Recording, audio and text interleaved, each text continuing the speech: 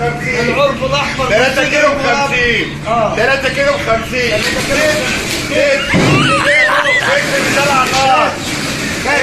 العب واشتري. ايوه اجمل. خلي الغلبان ياكل. فرخة ب 50 جنيه يا جماعة. عمر بيضحي فرخة 2 كيلو ب 50 جنيه. ب50 بس. هتيجي 50 جنيه مين هيجي ياخدها الساعه 3 بالليل ب 50 بس مباشر الساعه 1 بالليل. جنيه يا استاذ. قرب واشتري ب 50 جنيه. قرب واشتري ب 50 جنيه. ب 50 بس. مش هنقول لك 51. هي 50. هي 50. تقدر تقول لي ورده. هي ب 50. مفيش غير 50. 2 كيلو فراخ. تاخد فرختين. 2 كيلو ونص. 4 فرخات ب 200. 4 فرخات ودجاجة ومحدش عارف حاجة. ومحدش عارف حاجه. والعدد محدود. العدد محدود والمدة 4 ساعات. 50 قفصة. 50 قفصة اهو المدة. ب 50. العرف الاحمر 3 كيلو ب50. 3 كيلو ب50. طلع نار. العب واشتري. ايوه اجمل. خلي الغلبان ياكل. فرخة ب 50 جنيه يا جماعة. 50 وبس. طب قول يا محمد قول. 4 فرخات. 4 فرخات ب ودجاجه 200. ومحدش عارف. 4 فرخات ب 200 جنيه يا جماعة. 3 كيلو ايه؟ 3 كيلو ب 75. 3 كيلو ب 75. فرخة 3 كيلو ب 75. عم السيد بيضحي يا جماعة لمدة 4 ساعات. رغم التكلفة عالية. الكتكوت ده بيتكلف تدفية 10 جنيه. أقل نسبة 10 جنيه. تدفية. زائد العلف.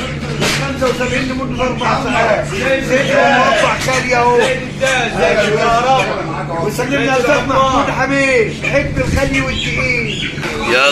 الفرخه ب 50 جنيه يا استاذ. ولا جشع تجار ولا جشع مربيين. 50 جنيه الفرخه. الفرخه ب 50 جنيه. انا ارخص من العلف بتاعي. 50 جنيه الفرخه. ارخص من العلف. ارخص من العلف ب 50 جنيه. ارخص بروتين في مصر. العلف هينزل بكره 20%. قرب واشتري ب 50. الحق قبل ما تخلص ب 50 جنيه. 4 فرخات ب 200. 6 فرخات ب 300. 6 فرخات ب 300. ال4 برابر عليهم دي كيدية. فراخ 100 وكلها حنية وبروتين. ارخص بروتين للمصريين. ولولا الاعلاف زادت كان زمان المربيين بتوزع فراخ ببلاش. العلف مصنع على ان في قلب المزرعه. كل حاجه بنسبتها في قلب المزرعه. هم اللي بيصنعوا العلف هنا يا جماعه. والعلف طازه. والفرخه ما خدتش اي نوع من العلاج. ما خدتش علاج. هي التكلفه في الانجاز لان درجه الرطوبه عاليه. شيء طبيعي السوق هيرجع تاني. فاحنا بنشجع المربيين يرجعوا يشتغلوا عشان ربنا يكرمهم ما يخافوش.